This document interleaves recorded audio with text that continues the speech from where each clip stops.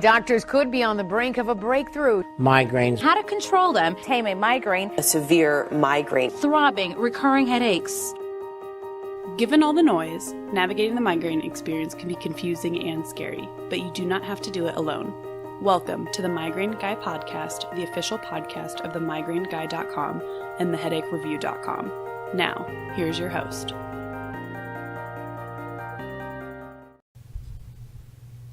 All right, everybody, welcome to this week's edition of the Migraine Guy Podcast. If you're new to the podcast, if you just found us, thanks for listening. Hope you'll hit that subscribe button and leave us a review on whatever platform you listen on. So typically how we start the podcast is I'm going to give you a little update on my migraine history this last week, and then we're going to get to some news, some tips, and some closing thoughts. So let's get to this last week with my migraines. As you know, if you listen to the last 2 weeks' podcasts, I have started taking tizanidine, which is a muscle relaxer, very common muscle relaxer given for pain control for migraine sufferers. And obviously it's not a long-term solution, but for this semester I have opted to go with the muscle relaxer to see if it helps reduce my overall migraine pain. Probably not the frequency, but at least kick the pain down a couple notches on the pain scale. And I'm going to be honest, this last week has actually been more tolerable than previous weeks. I did remember every day to take the muscle relaxer as well as a half spray of my melatonin spray before bed, and the combination of those two things, and I do really need both of them together to get a pretty decent night's sleep, and that is probably contributing in large part to a reduction in my migraine pain, but also, of course, the muscle relaxer's pain-relieving properties are certainly helping as well. Now, the pills in the prescription bottle are at 4 milligrams, and I have been breaking them in half to get 2 milligrams because the common side effect of a muscle relaxer, of course, is that you're going to feel groggy, tired, maybe unable to focus, and those have definitely been side effects that I've noticed, but they're mostly controllable. They're there in the background, but it's not like it's dominating my cognitive abilities in any way, which was my previous experience with muscle relaxers, which was why I was so hesitant to try it. But after reading about tizanidine and noticing that lots and lots of migraine sufferers get it prescribed and why it has some research supporting it, my neurologist and I decided to go with it just for this semester so that I can get through it and get through it both in the academic sense and be able to tolerate my migraine pain, since the preventatives that we've been trying and some of the abortives haven't really been very successful. So I will be putting up a more detailed, probably around a 5-minute video on the YouTube channel after I get done recording this podcast today. Got to get about 3 or 4 videos recorded today. Thankfully, I have to grade a bunch this weekend, but I don't have to actually be at school for grading, so I have a lot more flexibility in what I can do this weekend. So I will probably be getting a bunch of videos recorded so long as my migraines stay controllable, and I'm going to be doing, obviously, one about the muscle relaxer, one about the Trokendi that I was on a couple weeks ago that didn't really work too well, and then one about a condition that has, what's the word I'm looking for? Can't think of what I can't say what I'm thinking. Can't think what I'm saying. Maybe this is an effect of the muscle relaxer, but a condition where people who have migraines also have epileptic seizures, and this goes by a couple different names, but migralepsy is probably the easiest to remember name since it has both words in it, and was reached out to by a longtime listener and YouTube viewer who was asking me to highlight this condition that he suffers from, that he experiences on a near daily basis, if not daily, and just to help raise awareness about it, because it is it's a very small subset of the migraine and epileptic communities that have both conditions. But obviously, if you have only one of those conditions, you know how debilitating it can be. So having both conditions is much more than double the debilitating. Is much more than just double in the debilitating ways in which those conditions affect you individually. So need to get that video pumped out, but of course that one needed to get a much more research done, much more reading done, much more reading about studies, and in lieu of, there's not a ton of studies, so since there weren't a ton of studies, you have to go with some of the doctors who specialize in this. You have to go with what their anecdotal evidence is and the ways in which they see success with their patients, and take it with a grain of salt, because it's not a study, but it is the kind of thing that you have to rely on when you don't have a lot of research in an area that is so debilitating. So that's what you can expect over the next few weeks in video production. I also finally scheduled a time next week to talk with the Nebraska legislator in my area who's pushing for medical cannabis legalization. And we've been playing phone tag a little bit, when her schedule is free, mine's not, and vice versa. So tentatively, we have a date next week to do a phone interview talking about things like what in general is the process to get something that's federally illegal legalized in a state, and also kind of her motivations for it, because she also gets migraines, not chronic, but she does know what the pain is like, and so she can be not just sympathetic but very empathetic with chronic pain patients, migraineurs included. So hopefully get that done. That'll probably be just a full podcast. I'll just put the audio up in an episode or two of the podcast, depending on how long we talk. So lots of good stuff in the works. Got a lot of stuff planned for the summer after the semester's over, but all of it's just kind of on hold right now because this semester is so intense for me. So blah blah blah, wine. Let us get to some migraine news. All right, this week's bit of migraine news comes to us via the Migraine Impact Report. The Migraine Impact Report is a 15-minute online quantitative opinion survey, which was conducted by Nielsen on behalf of Eli Lilly and Company last May in 2017. The survey was completed by over 1,000 individuals, 1,018 U.S. adults, including 518 people who have been diagnosed with migraine by a healthcare provider, 200 people who know a family member with migraine, and 300 community members who do not know someone with migraine, in order to see what different people in different positions think and believe about migraineurs, and also what migraineurs and people who know migraineurs say. So the idea is to try and get a kind of a sociological study done about how people view migraine from every possible perspective. Now, data for both people diagnosed with migraine and the general population were weighted to ensure representation from each group, and survey respondents were not restricted based on frequency or severity of migraine. And there have been a lot of news articles that have come out about this because of some of the very, very surprising, if you don't get migraines or know someone with migraines, some of the very surprising things that were highlighted by people who had migraines who filled out the survey.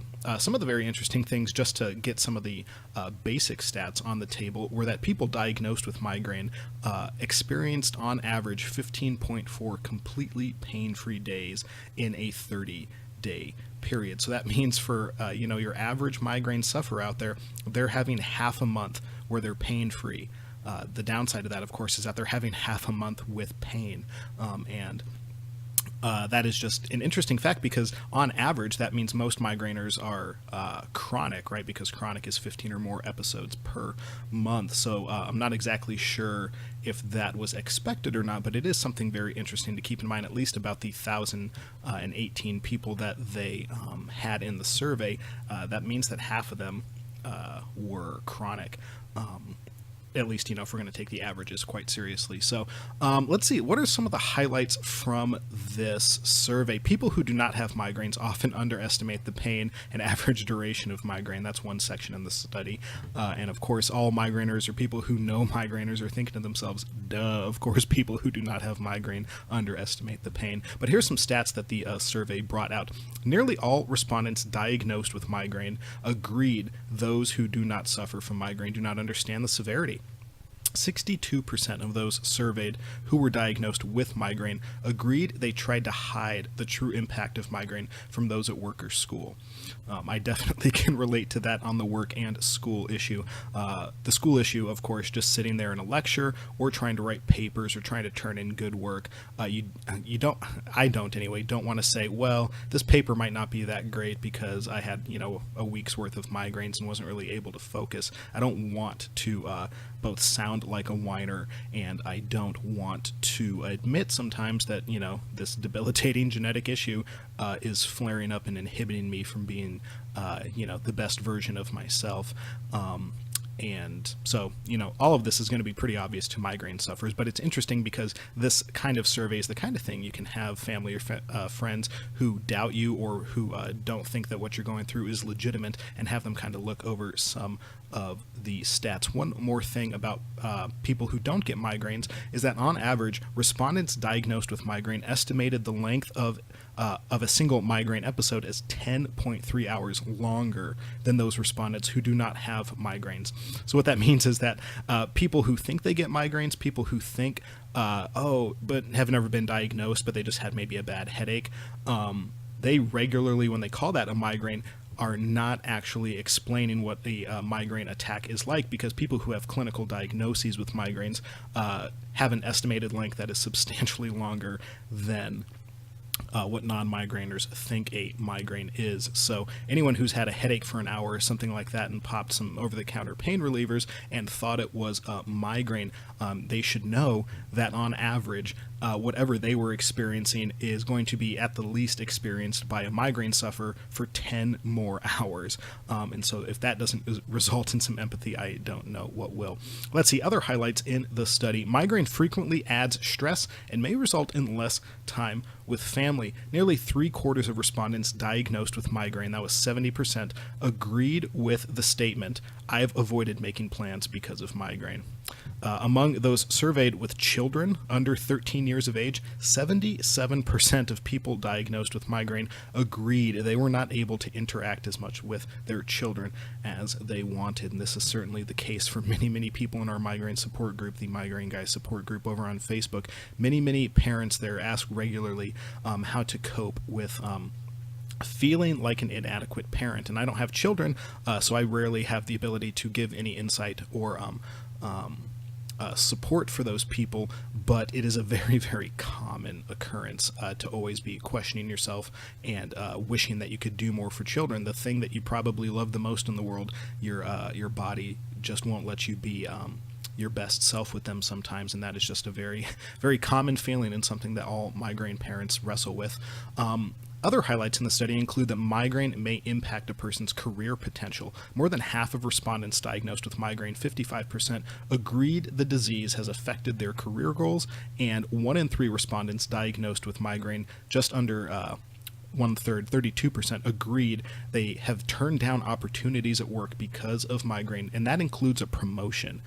So that's just the kind of thing where if you think that the job that they're offering you is going to be the kind of thing that your migraines are going to prevent you from being effective and efficient with, then the responsible thing, of course, is to turn it down. But of course, that means that maybe it's a job you've been working for a long time, and you just have to say, I can't do it, which is just another way in which the migraine kind of beats you down psychologically. Most respondents diagnosed with migraine agreed agreed that they wish that they could do more to manage their disease. 81% of respondents diagnosed with migraine agreed that they want to do more to manage their disease. Notably, nearly all those surveyed who have a family member with migraine, 90%, agreed they feel helpless when their loved one has a migraine. And, I'm not in a position where I care for someone with migraine. I'm in a position where I need, my wife to care for me sometimes when I have a migraine. And sometimes that means, bringing me a different ice pack. Sometimes that means bringing me medication. Sometimes that just means, me needing to be alone or have her kind of do certain activities that I agreed I would do, but can't at the moment, and she has to kind of, sometimes maybe tell a white lie or something in order to not have people who were expecting me to be at a function be disappointed, or just be honest and say that he's in too much pain to show up. So that certainly kind of jives with the experience that I've had in my life. But the overall survey, it's an interesting thing. One of the most interesting, probably the biggest headline that was pulled from it was that, let me find it here. Respondents diagnosed with migraine on average rated the worst migraine pain similarly to that of the most painful thing that they had ever experienced, and rated their migraine pain higher than both the pain associated with kidney stones and broken bones. and even childbirth. And so this was just a very, very interesting study that when it comes to pain, migraines, when they hit hard, not just the normal ones that chronic sufferers have to deal with that work in kind of the 3 to 5 pain range, but the ones that hit the 8, the 9, and the 10 on the pain scale, those ones are just as painful, if not more, than anything else people experience in life. And so that's just the kind of reality that we have. But hearing it from people who have had a kidney stone and have had a migraine and say that the migraine is more, at least as bad, if not worse, than the kidney stone or broken bones or childbirth is just very interesting, because all of those things are extremely painful. And so to have migraines be compared to them and be equal or more painful than those experiences, I found very enlightening, because I've never had a kidney stone, I've never broken a bone, and I obviously have not had a child. I've not birthed a child. And so when I know that my migraine pain is really, really intense, and I don't think there could be anything worse, at least now I have a little bit of justification for that. So, we get a lot of pain, and hearing these kind of studies doesn't necessarily bring any sort of cure, doesn't bring any sort of new medication, but it does help the social awareness of our disease to the forefront, and helps people who don't really feel sympathetic or empathetic to you, or don't know that you go through migraines. Having them look over something like this can potentially be a way to get them to understand that you're not a faker, and that it's worse than any sort of headache that they've taken a Aleve for example. So just something good to keep in mind. It was very interesting, and that is it for migraine news. Let's move on.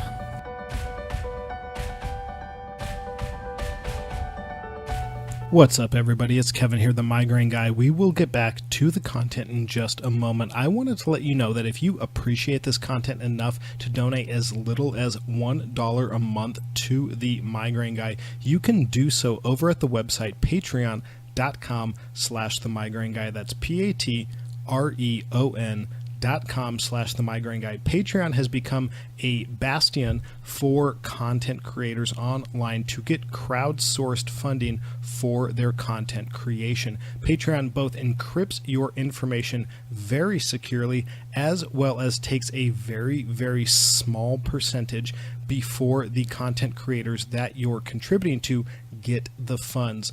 I know that every single dollar that is contributed helps month to month, and you can contribute as little as $1 per month, as little as $12 per year, to show the Migraine Guy, to help me get the kind of weekly and monthly content out about migraine and headache related illnesses that I have been doing for the last few years. If that's the kind of thing that you value, I really hope you'll consider donating as little as $1 per month to help me cover the cost of website hosting, online content creation, and hardware upgrades and software upgrades necessary to keep the content relevant and professional. So if that's the kind of thing that you want to help contribute to, if you want to directly contribute to migraine awareness, both in the United States and worldwide, you can do so at patreon.com/the Migraine Guy.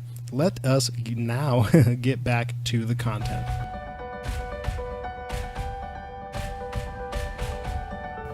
All right, this week's migraine tip of the week has to do with sleep. Everybody that I know seems to love sleep. I think I'm one of those rare people that views sleep as kind of a waste of time. It seems like I could be doing a lot more in those 5, 6, 7, 8 hours that I'm just lying there. But I know it's important for physiological purposes. I know it's important for brain function. And, truth be told, I really do like dreaming. I'm one of those people that typically has very, very vivid and easy to recall when I'm awake dreams. And usually my dreams are very adventure filled. I'm either, going after dragons or in a war or something like that. So the dreams are very pleasant. But as a migraine sufferer, consistent sleep is extremely important. Numerous studies have shown that lack of sleep or inconsistent hours of sleep is one of the biggest triggers that every migraine sufferer is likely to have. And so this can manifest in a number of ways. For example, last Saturday, I slept for 9 hours, and I almost never sleep past 5 or 6 hours. And so I slept for 9 hours, and I woke up, and for about 20 minutes afterwards, I thought, wow, that was great. I can understand why people like to sleep. I feel pretty good. And then within an hour, I had a level 6 migraine that lasted all day.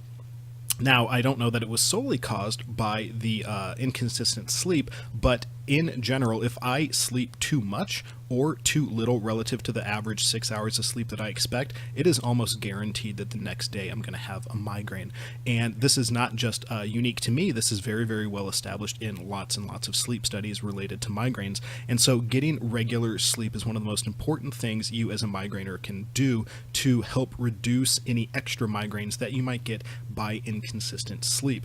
So one of the most important things that you can do to make sure you get sleep, of course, has to do with going to bed at a certain time and trying to wake up at a certain time. Things like phone hygiene have become kind of buzzwords in the migraine community. You certainly don't want to expose yourself to certain levels of blue light in your phone or tablet or computer that are going to help trigger a migraine, but also just the way that light in general activates your visual field and how that interferes with your ability to fall asleep soon is a growing concern for migraine sufferers. But that isn't the way in which I want to talk about regulating your sleep. The way that I have found to be the most effective, certainly phone hygiene is a helpful tool, but the way that I have found to be most consistent in my sleep is to introduce melatonin on a daily basis. Now, melatonin is, when you buy it in a supplement, is going to be a synthesized form of a naturally occurring hormone that human bodies produce, typically in response to low light conditions. It's kind of nicknamed the vampire hormone because when the sun goes down, your body creates melatonin to help you get ready for sleep. So when you go to your supplement store or grocery store and look for a melatonin supplement, the reason you would be taking it is because you would want to kind of force yourself to get ready for sleep. So a couple things to keep in mind if you decide to introduce melatonin into your overall treatment plan for your migraines. One thing is to start with a very, very low dosage. I think that I am one of the most sensitive melatonin people out there. Lots of people who I've talked to about melatonin for migraines say that they take something like 5, 10, 15 milligrams, and that helps them get a pretty good night's sleep. I take 1.5 milligrams. I started at 5 milligrams, and I literally wanted to sleep for like 2 days straight just after one dosage. I obviously couldn't sleep for 2 days straight. I had stuff to do, but I was extremely groggy, unable to think clearly, intense mental fog, cognitive fog. So I backed down to a 3 milligram actually oral spray from the supplement company Source Naturals, I think. And the spray was really nice because I was able to kind of, if I just wanted to try a tiny amount of melatonin, I could just do a little bit of a spritz. But I typically have found that a half spritz, so a 1.5 milligram dosage of melatonin, helps me sleep pretty soundly for about 6 hours. And when I do that consistently, as I have these last couple weeks in conjunction with the muscle relaxer, I'm finding that my overall migraine intensity has gone down. The frequency is still about the same, still 3 to 5 a week, but the pain has kind of kicked down. And so hopefully, if you incorporate melatonin, you would definitely want to start with a lower dosage, just so that you don't have any of the negative side effects. And if it doesn't help, then upgrade the dosage a little bit and see if you reach a point where the melatonin is actually helping you sleep. Now, there is a very important thing to keep in mind about melatonin, and that is that you can use too much of it. In fact, there's some research showing that you can actually do some damage to the melatonin producing areas of your let's see, where's melatonin produced? I think it's in the pituitary gland. I can't remember off the top of my head, but wherever melatonin is produced, if you introduce too much of it externally, i.e. not being produced by your body, you can actually reduce the amount that your body will normally produce, and then you have to take more in order to supplement the now lost amount that your body's producing. And so you don't want to get into that cycle, which is another reason to start with a lower dosage. And it's also important to remember that taking melatonin long-term hasn't quite been researched too thoroughly. So definitely something you want to keep in touch with your doctor about. Let them know the amount that you're taking, the brand that you're taking, and any side effects that you're having. Of course, in the United States, at least, supplements are not that regulated. And so it could be that if you start having some sort of medical issue, it could be because there could be some other thing in the melatonin that you're taking, if it's pill form, for example, that you didn't know was in there and might have negative effects. This is what happened with feverfew a few years ago with the International Headache Society. So All supplements need to be kind of carefully implemented and kept a sharp eye on. But as far as melatonin's effectiveness, when you find a good brand or a good company to use, can help you get regular sleep.